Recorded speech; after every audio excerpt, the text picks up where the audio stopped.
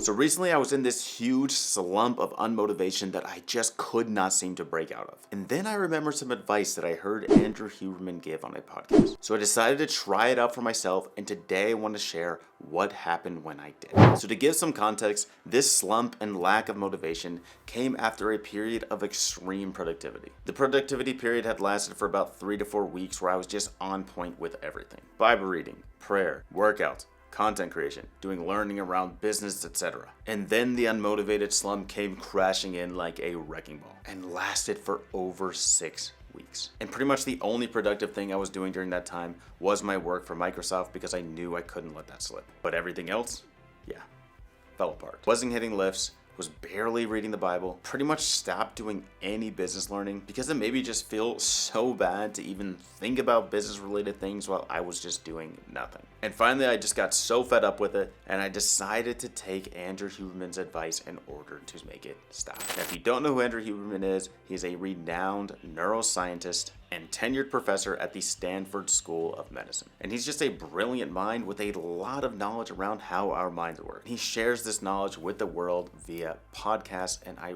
really enjoy listening to those. So now we know who Andrew is, so let's talk about what exactly was the advice that he gave that I took. Well, Huberman was talking about motivation versus action on one of his podcasts. And he mentioned the fact that most people are doing motivation wrong. So they will wait till motivation strikes, that will change their mental state, and then they will take action on something. But he suggested that we should actually be running this cycle in reverse. So starting with action, and then that will create a mental change. And oftentimes we will feel the motivation return once we are taking action on those things. Now, Andrew gives a ton of other useful advice around the topic of motivation, but it seemed to me that this one piece of info would yield me 80+% of the results. So I decided to dive in and give it a shot. But admittedly, taking action on everything all at once seemed way too overwhelming. So I decided to split it into 3 phases and slowly onboard things over the course of 7 days. So first off, I know myself, and I know that if things aren't right in my spirit, nothing else will be right either. So I began by taking Huberman's advice and starting with action in phase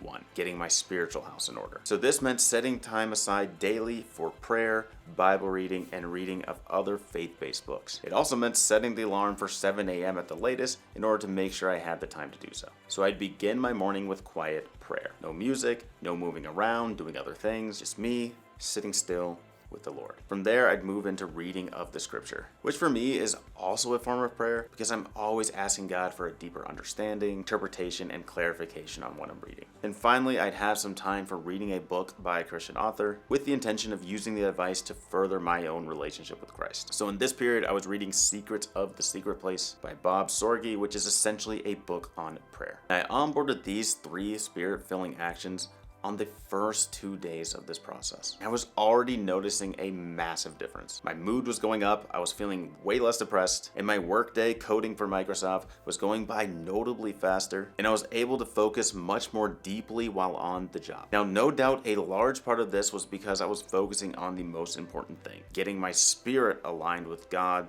first. So that point is not lost on me, but no doubt this would not have happened as fast at all if I had waited around for motivation to strike. Okay, so now we're off to a good start, but remember, my life was in shambles, so we couldn't stop there. So it was on to phase 2.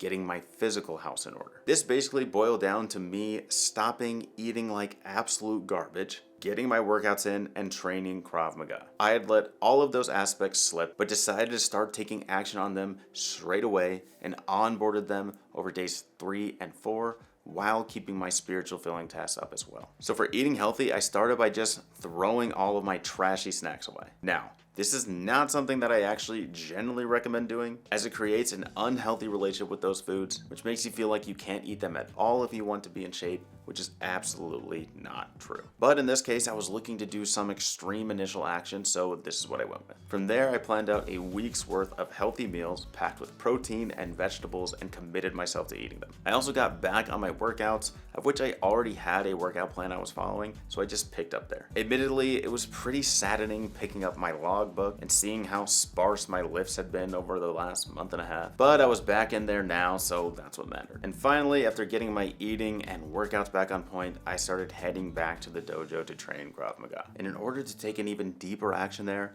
I also signed up and went to an intensive training. And while there, I trained with black belts for 8 hours straight, and so that was an amazing jumpstart as well. And just so you know, that intensive training actually came on day 7 of this process, so this whole getting my motivation back kind of culminated in that event. But I wanted to put it here for completion's sake while discussing the physical phase. Now, as I added these back into my life, eating healthy, training in the gym and the dojo, I was blown away by the mental effects. I found myself leaping out of bed in the morning again, ready to get my spirit and body right. And so I could see that this was absolutely working. And now it was time for the third and final phase, getting my mental house in order. Now for me, I generally associate my mental house with 2 things. 1, how much time I'm spending learning new things, and 2, how many sessions of deep work am I participating in outside of being a software engineer for Microsoft. So in light of that definition, I decided that using deep work sessions in order to create YouTube videos, as well as learning something new, would be great places to start. So while keeping up with the spiritual and physical actions, I onboarded the mental actions within days 5 to 7. I did this by scripting and filming 2 YouTube videos and taking a first pass read